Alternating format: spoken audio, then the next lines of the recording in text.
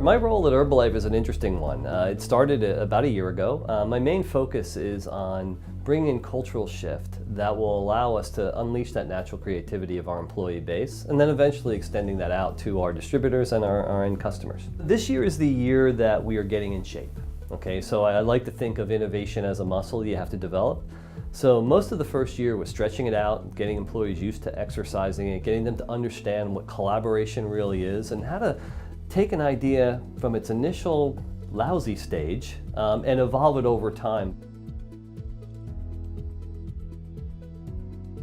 It always starts with the customer. So for us, really teaching people at the beginning that if you're going to innovate, it's purely to drive value for a customer, internal or external. So start with a deep, emphatic understanding of a customer problem and frustration. And unfortunately, customers are really bad at telling you what those problems and frustrations are. So it really means that you have to get out there and experience it yourself. And if you look at the history of some of the greatest innovations, there are people that experienced the problem and frustration and came up with a solution for it. So start with the great customer problem. Number two, get as many people from as diverse a background as possible looking at your solution. We assume all ideas are lousy. Okay? And they need to be built, and they're not going to be built by one, they're going to be built by many. So the more you can include others and get their thoughts and processes involved in building that idea, the better you're going to be. Number three, don't be afraid to fail. Failure is 90% of what innovation is. You fail, you learn, you iterate, eventually you get to the right answer. So, those are the three most important principles for us.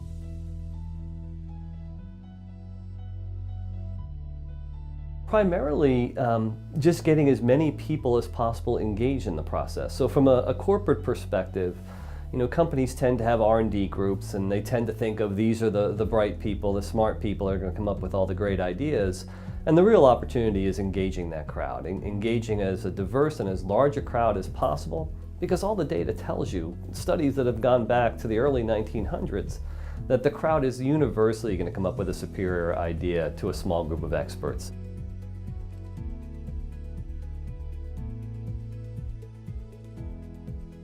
The impact on internal ideation has really been twofold. Okay, so I'll talk about the piece that most business people like to know about first. Are we getting material results? Yes, we are.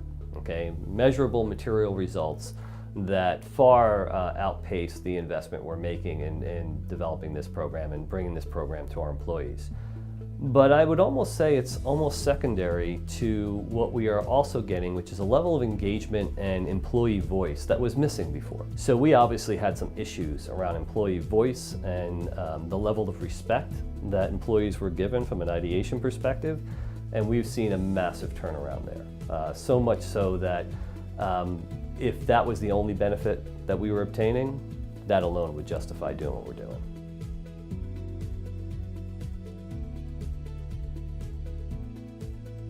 We got this from one of our call center agents in one of our locations, and they were talking about a process that they have and an opportunity to improve it, and it had to deal with how they got paid for overtime.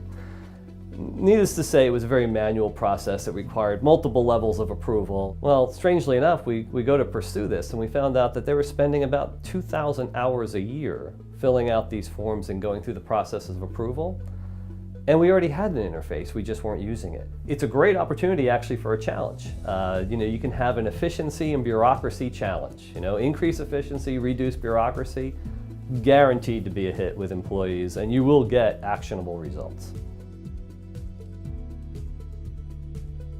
The Spigit community and the innovation community in general tends to be very open and giving, okay? And the value you can obtain by understanding what other people have tried that has worked well or not, okay, you can learn from both, is really invaluable. And I find that whether it be with Spigit or just innovation in general, people are very forthcoming and willing to share.